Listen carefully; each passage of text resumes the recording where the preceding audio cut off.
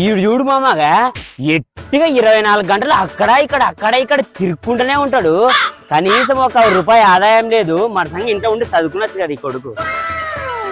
ఏమో ఎంత పనికి రాని కొడుకు ఇన్ని రోజులు చదువు అని దుడ్లాగం చేసే టైం వేస్ట్ చేసుకునే మళ్ళీ ఇప్పుడు ఏవో గవర్నమెంట్ జాబ్ల కానీ ఇట్లా ఇంటికాడ కూర్చొని ఆన్లైన్ కోచింగ్ అనుకుంటే డబ్బులు వేస్ట్ చేసుకుంటూ కూర్చున్నాడే. ఇదే యాదో ప్రైవేట్ దాంట్లో చేసుకుంటే ఏమై లేదంటే యాదన్న అంగిట్లో పోయి యాదో పని చేసుకుంటే దాడాయన కొడుకులకి వాన్ బాతుకు చేడా పిల్లగాడు కాల్సి ఎవడని చెప్పు చేపల పని చేస్తాడా నిమ్మ వాళ్ళ అప్పం వల్ల మర్యాద దీనికే పనికిరాని గాడిది కొడుకు. వాళ్ళకెట్ట 3 ఎకరాలు చేను ఉంది మరి సంగతి చేనులో పని చేసుకుంటే ఏమే. ఇన్ని రోజులు గాడి చదివినట్టు చదివి ఇప్పుడు వచ్చి చేనులో పని చేసుకుంటున్నాడు.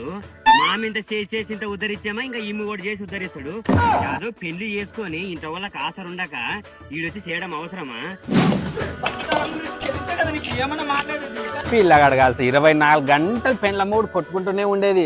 ఏమో గింత సన్న ఏజ్లలో పెళ్లిళ్ళు చేసుకుంటే పెద్ద మొగళ్ళు అక్కడ ఇప్పుడు సంసారం చేయలేక 24 గంటలు కొట్లాడతారు. ఏమో ఏం బతుకులు ఇట్టాడు కొడుకులు ఏదైనా మంది తాగి సస్తే మేలు కాదు ఇట్టాడు కొడుకులు ఏడికి బతకాల ఊరికి భారం. పాపము పిల్లగాడు చాలా మంచోడరా చాలా గుణవంతుడు. చిన్న పాయం పెట్టి మంది తాగి చచ్చిపోయా ఇంకా బతకాల్సిండరా. ఏమా దేవుడు వారసలేడరా ఇట్లా మంచి వాళ్ళనే కొండపోతాడు. చెడు చేసేది ఒకటి గెలికేది మీరే.